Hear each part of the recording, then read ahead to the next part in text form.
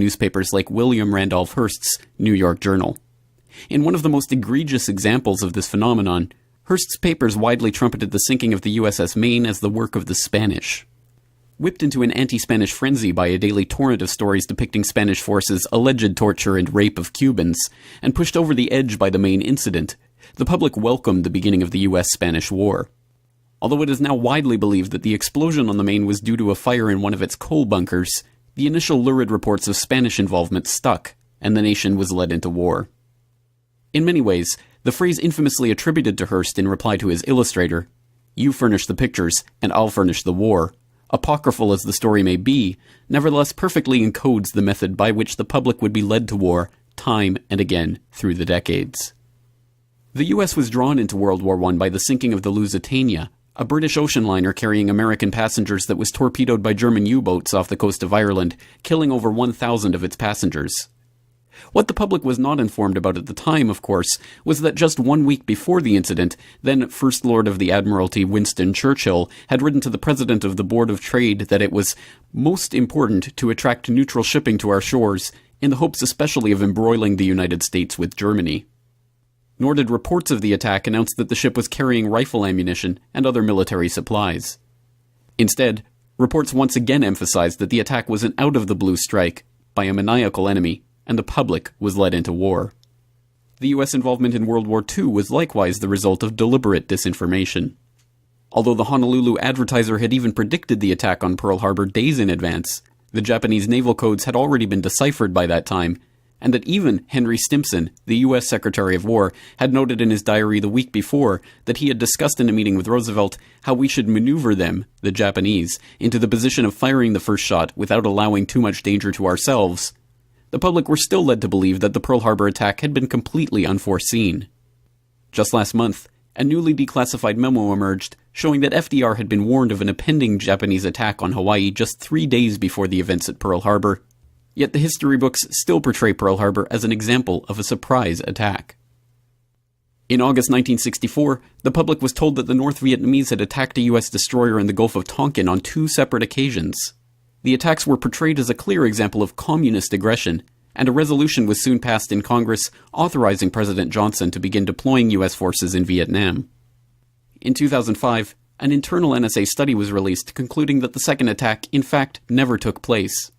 In effect, 60,000 American servicemen and as many as 3 million Vietnamese, let alone as many as 500,000 Cambodians and Laotians, lost their lives because of an incident that did not occur anywhere but in the imagination of the Johnson administration and the pages of the American media.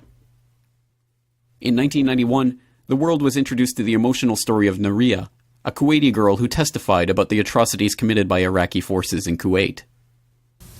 While I was there, I saw the Iraqi soldiers come into the hospital with guns.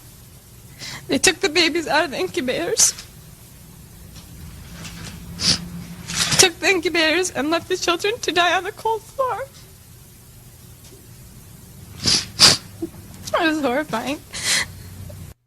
What the world was never told was that the incident had in fact been the work of a public relations firm, Hill and Knowlton, and the girl had actually been the daughter of the Kuwaiti ambassador.